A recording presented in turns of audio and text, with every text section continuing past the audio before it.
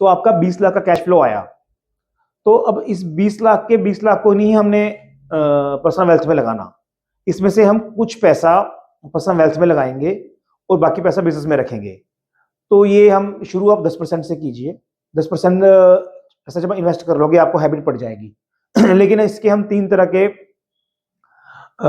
Method कहते हैं कि फ्लेक्सिबिलिटी के हिसाब से कि कितना कितना आप री इन्वेस्ट करना है और कितना बिजनेस में लगाना है। अगर आप बहुत ही कंजर्वेटिव हो या बिजनेस आपका अर्ली स्टेजेस में है, जो आपको हाई ग्रोथ चाहिए और बिजनेस में डेट ज्यादा है, तो आप अपने कैश फ्लो का 70% को बिजनेस में री इन्वेस्ट कीजिए।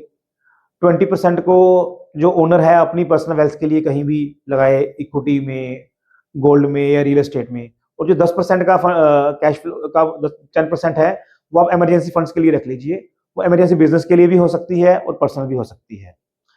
थोड़ा ज्यादा टाइम के बाद जब आप स्टेबल हो जाओ बिजनेस में या आपके ऊपर डेट कम है, तो यही रेशियो आप 60-30 और 10 में कन्वर्ट कर सकते हो।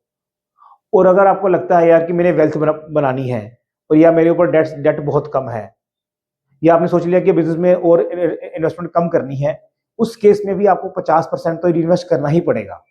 इस केस में आप 50% को इन्वेस्ट कीजिए, 40% को ओनर अपनी पर्सनल वेल्थ के लिए कहीं भी इन्वेस्ट कर सकता है और 10% को आपने बिजनेस के रिजर्व फंड्स के लिए, इमरजेंसी के लिए रखना है। तो अब ये जो इन्वेस्टमेंट करनी है ये कहाँ पे करनी है, आप नोट कीजिए कि आप अपनी इन्वेस्टमेंट को कहाँ कहाँ पे कर सकते हैं।